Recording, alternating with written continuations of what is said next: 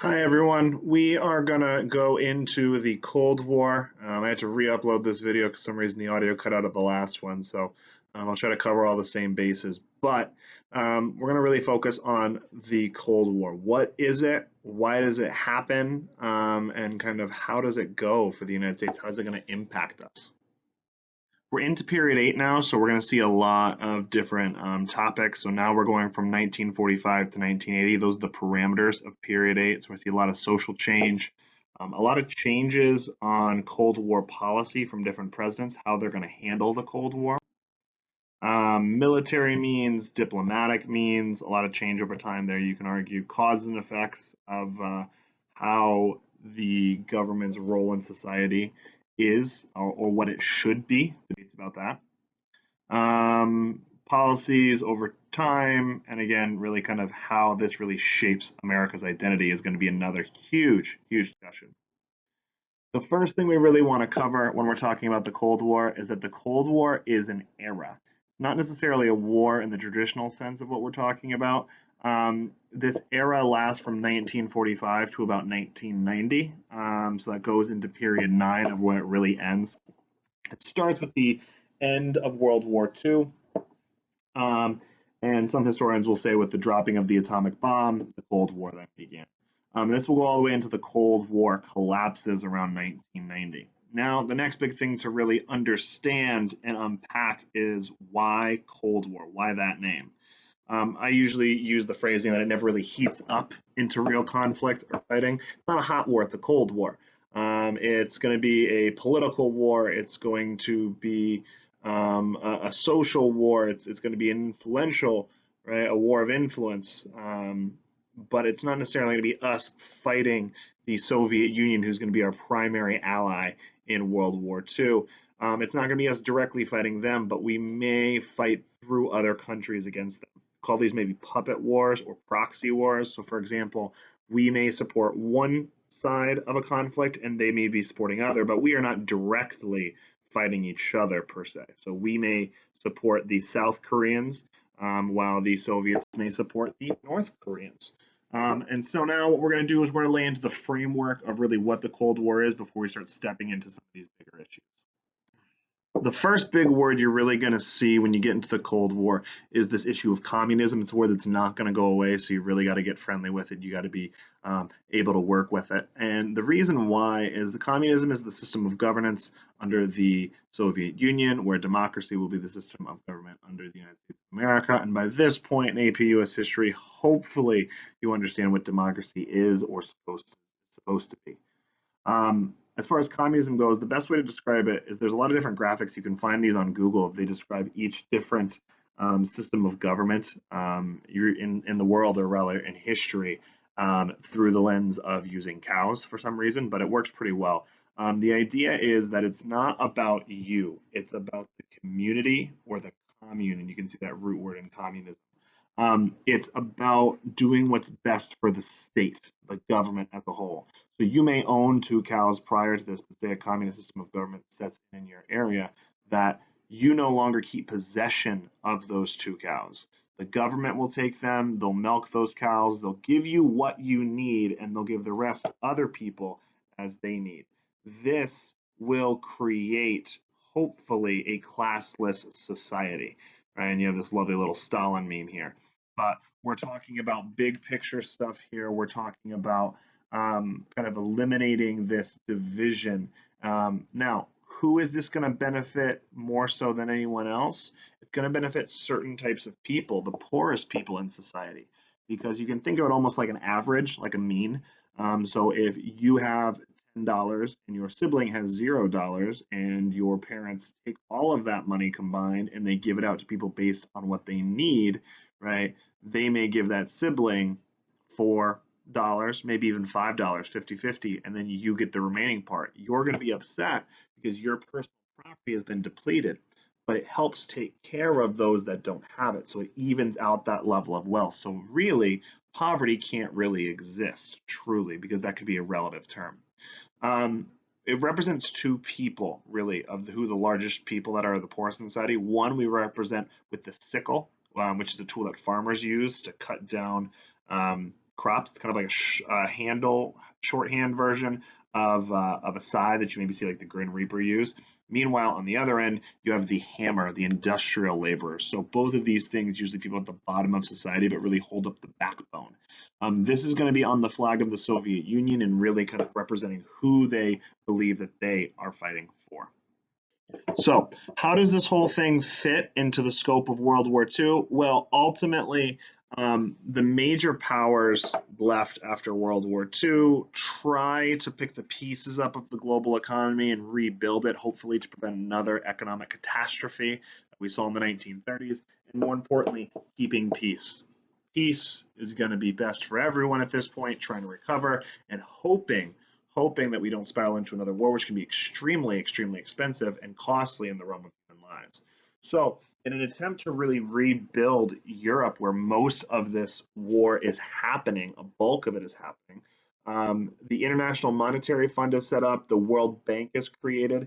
Now, the important thing to understand about both of these, because of America's unique situation where most of our land is not destroyed, the only piece of American territory that's touched in World War II in any devastating fashion is in Hawaii at Pearl Harbor in 1941. Other than that, we've been rebuilding our infrastructure under the New Deal and the Great Depression, and then the massive funding really booms our factories and our productions. We have a lot of money to throw. And America is going to be the largest supplier for both of these. So because of that, America is going to have the largest say in these changes going forward. The other major thing that happens, really moving towards that peacekeeping organization, is the creation of the United Nations, which throws away the League of Nations.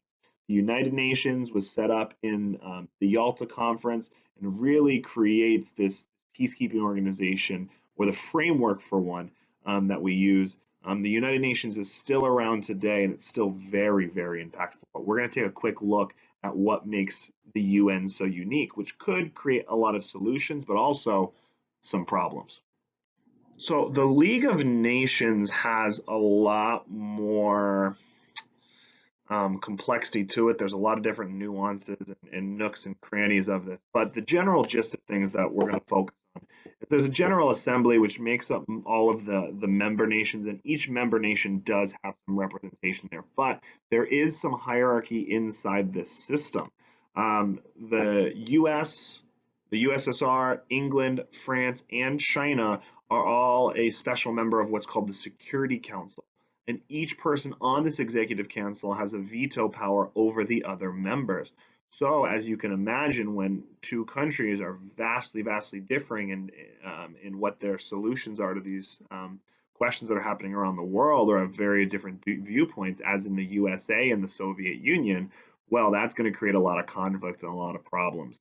So this is going to lead to a lot of things in the future. But the other thing that's interesting of note is the UN actually does have an army. So if they do provide these sanctions, they can actually back it up. But then the big question is, who is going to fund these forces? Who is going to send soldiers to these forces? And in the early stages, the United States is going to supply a lot of troops to ensure that we try to get what we want out of the scenario. All right, on to the Cold War. So we have this foundation of post-World War II life. So where does this really leave? A lot of different conferences that are set up amongst the big three, the leaders of the big three countries, Great Britain, the United States, and the Soviet Union in World War II. This picture on the right shows the Yalta Conference, or shows the Potsdam Conference. But at the Yalta Conference, it's FDR, Churchill, and Stalin, and they agree to things at kind of the end of the war issues. The war is almost over. You're not quite at the end of the alphabet yet, is the way that I remember it. Y is almost there, but you're about to get to Z. So you should be ready to figure out what's going to happen next. We create and set up the United Nations. Self-determination of Eastern Europe is agreed upon by Stalin, but that won't really happen. There's going to be a lot of questionable things going on there. And then also the Soviets do agree to help fight us after Germany has surrendered. And then there was another conference that's agreed to at the very end of the war called the Potsdam Conference. The one thing we did talk about was the creation of the atomic bomb and the agreeing to use it. But there's one other thing, crucial thing that's decided there that wasn't relevant when we were talking about World War II at the time, but it's going to be really, really relevant here, is they also decide that after World War II, they are going to split up Germany amongst the remaining Allied powers, amongst France, the United Kingdom, the United States of America, and the Soviet Union. Now, the interesting part about this is although there are 4 sectors of the city run by 4 different governments, there really are only 2 kind of groups here. There are those that are communist and those that are democratic, those capitalist versus socialist. And really this line you're going to see here, I'm going to draw down the middle here, is really what's going to happen. This is going to split Germany into really 2 separate countries.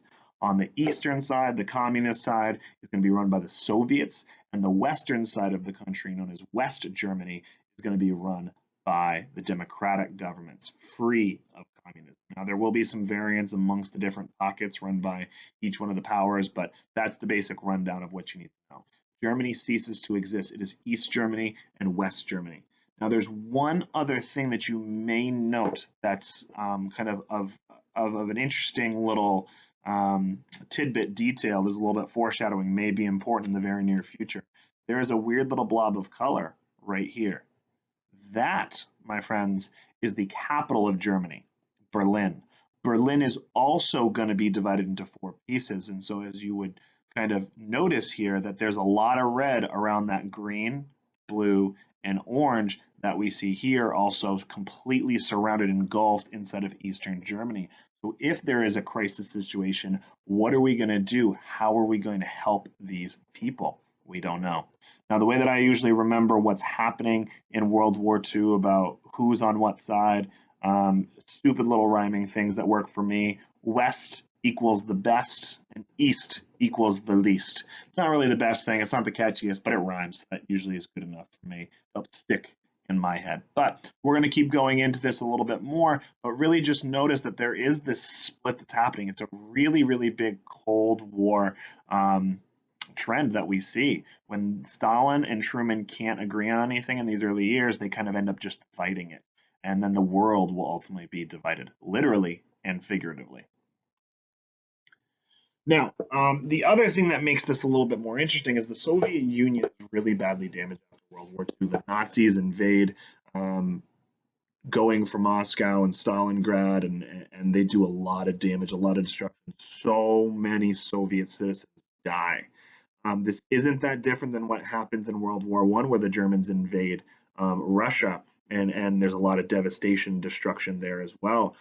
But the Soviets are really going to look to create a huge buffer zone between them and the Germans because they really don't trust what's happening there. They don't want to allow this to kind of rear its ugly head again, but also the rest of the world is afraid of what could happen if we create another similar Treaty of Versailles. Are we just going to breed up to a new Hitler in the future? But during all of this reconstruction of the Soviet Union, FDR and Truman really aren't going to send loans there. They're only going to send a lot of this aid to the western part of Europe. We don't really agree with the Soviets on a lot of things. The only reason we're allies in World War II is because we have a common enemy. We both are trying to take down Hitler and the Nazis in Europe. As a result, towards the end of World War II, Stalin is going to take over a lot of these factories in Eastern Europe and refuse to give them up, or he'll say he will and let them choose, but kind of have some rigged elections, roll tanks into Czechoslovakia. He's also going to take over lands in Asia, like Manchuria, that Japan invaded, those mineral-rich resources. And so slowly but surely, the Soviet Union is going to recover, but Stalin is really going to hold on to this grudge. There's going to be a lot of resentment, a lot of deep-seated anger here. And this is just going to only build upon as the Cold War deepens. So we have this issue, we have this kind of context sort of set up, post-World War II issues, a lot of reconstruction to be had in Europe. But we also have 2 major countries, and these 2 major superpowers, the United States and the Soviet Union, are going to have different paths to achieving these goals.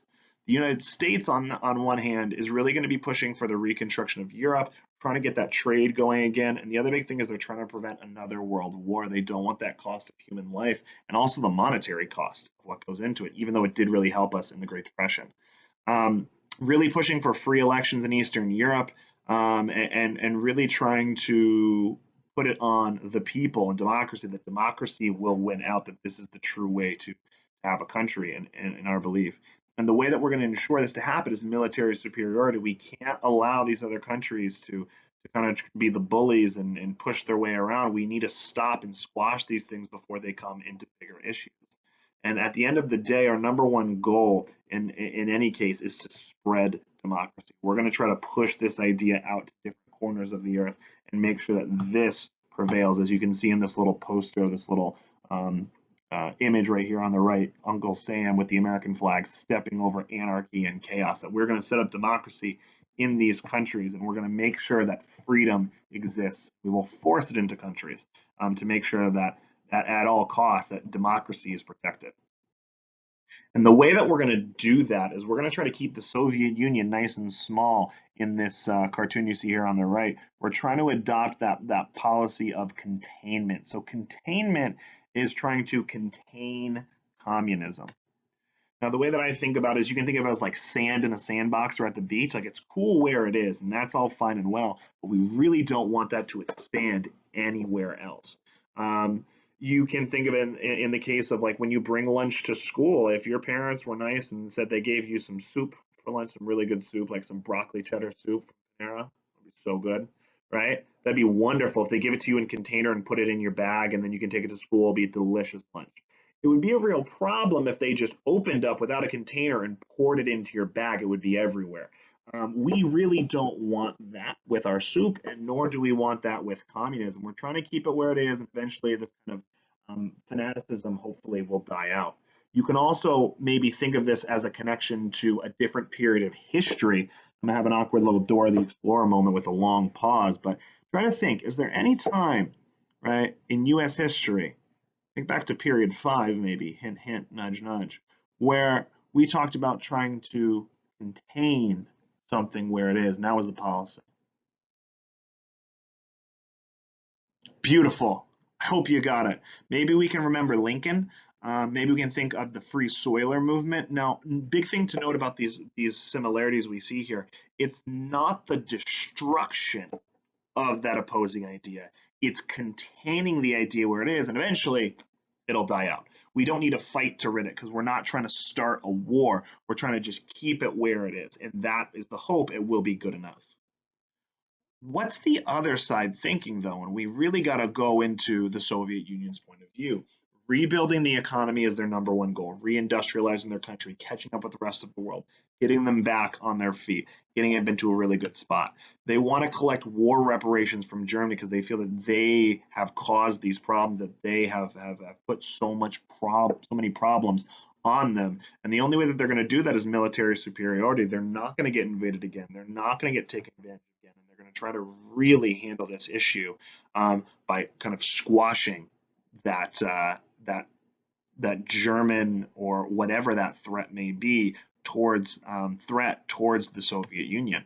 And their number one goal is most definitely above all else is going to be spreading communism. Spreading this idea that they believe will eliminate a class system, eliminate this greed, eliminate a lot of this conflict, and ensure that protection for their country and similar countries like them, the workers of the world. Now, if you notice, there's a lot of language that may be different here, but they have a lot of similar paths to achieving their goals, even if their goals are opposing to the USA. And that's really what we can see here, that duality, that complexity, that although their paths may be similar and they're going to really push for military superiority, which is going to lead to a lot of fights, and they're both trying to become economically stable and dominant, and they're really trying to spread their own ideas. They have a lot of similarities in that route, even though their ideologies may be very different. So this kind of creates a division throughout the world, and it's not a literal division, right? We're not creating a physical iron curtain here or a wall here, but it's more of a metaphor. The leader of Great Britain, the Prime Minister of Great Britain, during World War II kind of described this trend that he sees, these geographical and political divisions between the communist side of the world, the eastern side, and the western side of the world as like an iron curtain. Imagine that the curtains hanging up in front of your windows in your house are made of iron, giant sheets of metal. You can't get through. It's unflappable. It's unwaving, right? You can't really get through. And this sort of division is kind of splitting the world, literally and figuratively on these issues. You're either with us or you're against us. And although there will be a physical manifestation of this when we get to something like the Berlin Wall later in the 60s, for right now there is no physical object dividing either side. But we do have this sort of almost invisible line dividing Europe, dividing the world. Either you're communist or you're democratic, you're capitalist or you're socialist. With this, we can see it in this map as well, just another representation of what's happening here. We have these two sides of this issue. We have this duality, kind of this almost invisible line that divides the world. And we want to make sure that we have more land on our side, we have more allies on our side than they do on theirs. If you'll notice, a lot of these Eastern European countries, part of the Soviet Union now, right, are going to be inside, all right, this communist bloc, the eastern side. And so these countries are not going to get a lot of aid from us. Meanwhile, a lot of the traditional allies of the United States of Western Europe are going to get a lot of that aid. The other really big thing, if you want to wrap up what the American viewpoint is, Stalin is our new Hitler. Stalin is this dangerous threat. He has to be stopped. He's trying to dominate the world, and we really got to break him down. We really got to stop him from doing this. We already stopped once. We stopped Hitler. Now we got to stop Stalin. He is the new #1 threat to the world that we have to go after. And with that mindset, it's going to make a lot more sense about how America handles these situations going further. As I said a little bit earlier, America's policy for dealing with communism is originally containment, and this is going to be the backbone that all other policies are built upon for the next couple decades. Really just understanding this quote down below, understand that they know that this is not an immediate solution. This is a long game, and we're trying to fight for peace, right? It will force the USSR to live in peace with the West, right? That they are the kind of aggressors, that we need to keep them where they are, and eventually, hopefully, they'll calm down and they can see the light. There is going to be a lot of building off of this, but the core root of it is just a really strong resistance to the Soviet Union, stopping expansion and the spread of communism and keeping it where it is, prevent it from getting any larger, prevent it from catching steam, and by doing so, hopefully, it will eventually die out. The steam will die down. We can try to look at this in a couple different ways that Truman actually implements in the first couple years, and we'll look at it in a political way, ideological way, or maybe military, and then even an economic way that we can see this discussion. So first, let's start with the Truman Doctrine. The Truman Doctrine is the name given to this proclamation that President Truman gives, similar to kind of like the Monroe Doctrine, in the sense that it's named after him. It's this big declaration. It's not necessarily an internal law, but this is the declaration from the country at this time about what we believe on this certain issue. In the Truman Doctrine, we're talking about communism. And we're going to be talking about communism pressure specifically on two different countries. We're talking about why these countries are important. Not countries that we typically talk about or we have a long history with. Greece and Turkey are going to be our targets for a lot of this pressure to prevent them from flipping or falling to communism, in our opinion. We are really trying to create a buffer zone to prevent communism from expanding onto all of these different continents, from Asia to Europe, different like the Middle East, or even into Africa.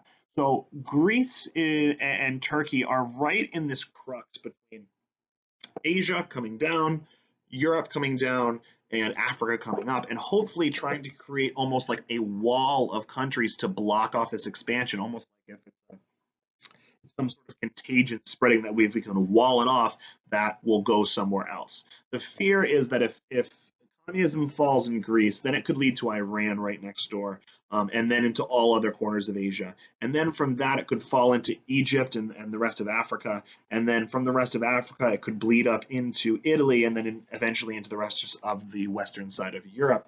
And it could be this matriculation process. So we're hoping to prevent this. Basically, what the Truman Doctrine was, this belief that any country fighting against communism that feels, and this word is very specific, feels threatened by communism, the United States will be there. The Cold War isn't an explicit outward war with the Soviet Union. It's very difficult to sort of define in that realm. So this is almost like a declaration of war, if there was one in the Cold War between the Soviet Union. And it's our claim that no matter where there is going to be any threat to democracy, the U.S. will be there. So we're really kind of ramping it up that anywhere, this is a sharp turn from George Washington. This is really getting away from those Washingtonian ideas of no permanent foreign alliances. And I guess where we're going to go from here, we'll find out. This is a great little World War II, post-World War II era Red Scare propaganda, right? This fear of them these communists coming in. So I'm going to use this little marker here, but you'll notice where it says Greece over here, right?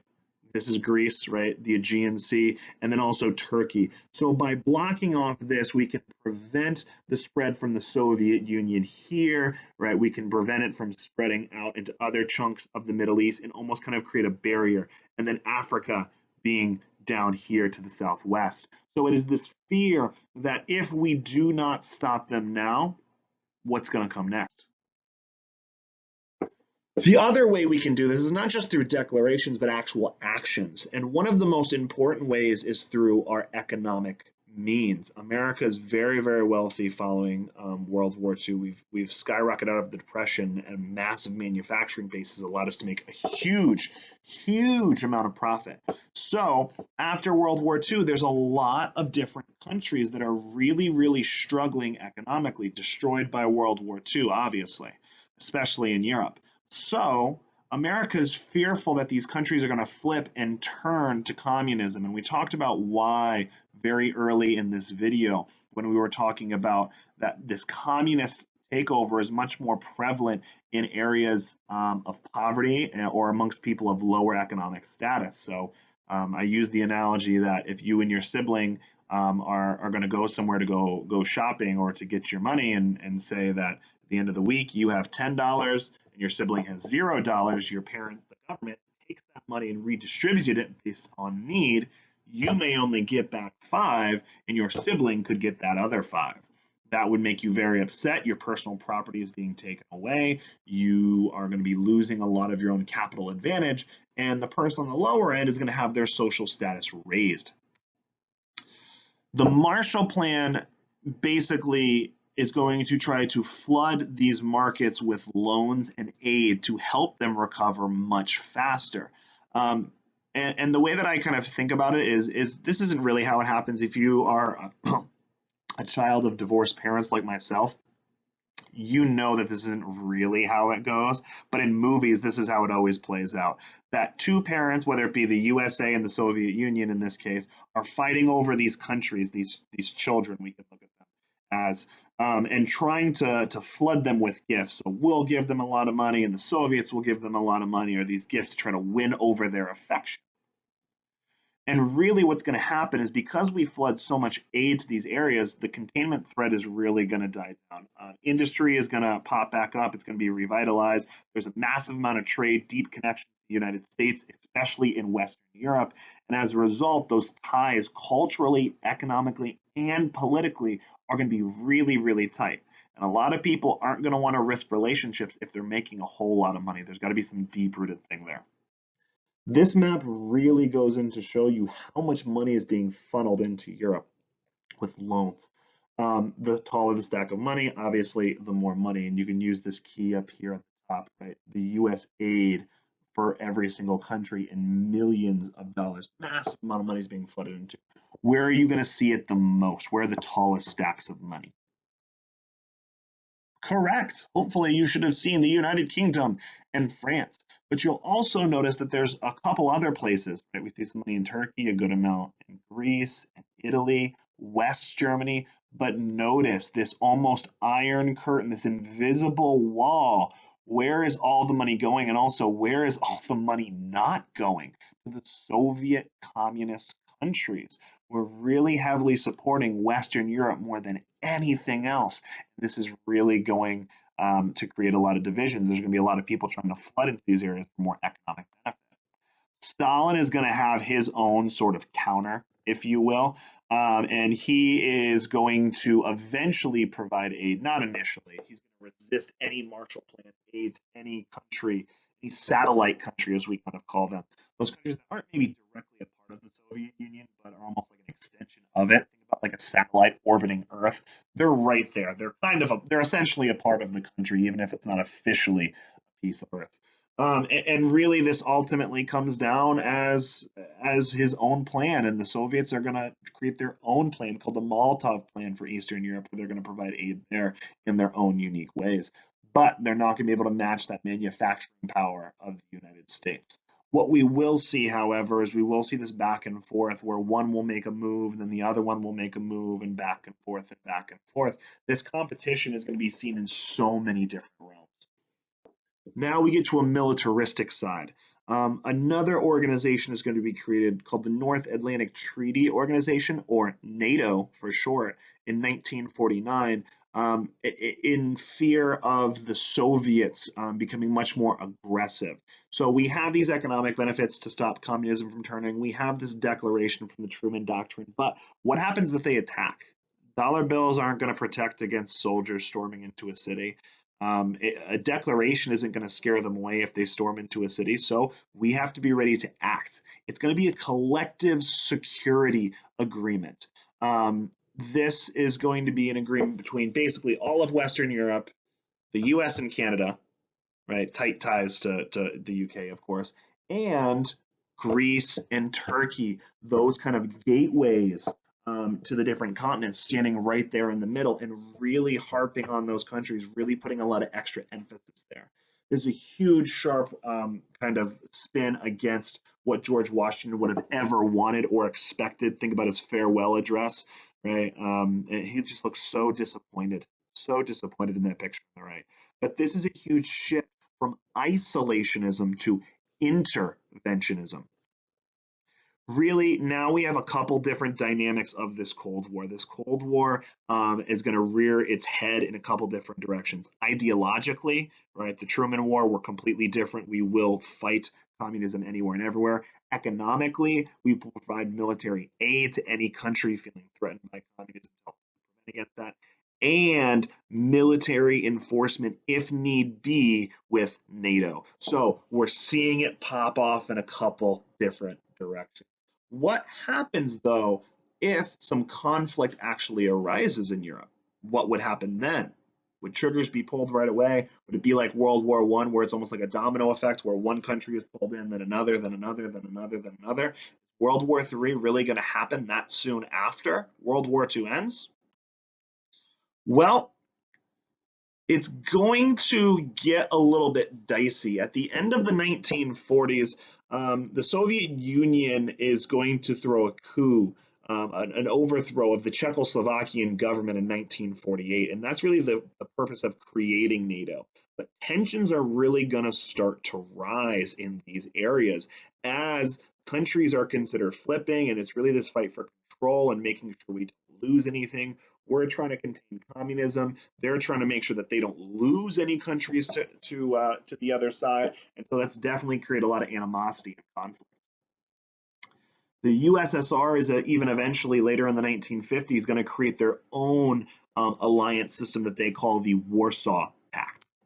Now, this is just one of many graphics that you can see that show all the different alliances that the United States is wrapped up and involved in. This is just the ones that the United States is really connected with, or any democratic countries are really connected with. And some of them are still around today. NATO is still around today. Some of them cease to exist, but a lot of these still actually do exist today, of kind of a mutual defense treaty, whether it be with the Philippines, South Korea, the Middle East, Western Europe, South America, Central America, down in Australia and New Zealand, even tied in different places. So there's a lot of different areas that we are connected to and hoping, trying to prevent an alliance base from losing these countries during the Cold War. Now, we come back to one thing that was a little bit foreshadowed towards the beginning of this video, what's going on in Germany.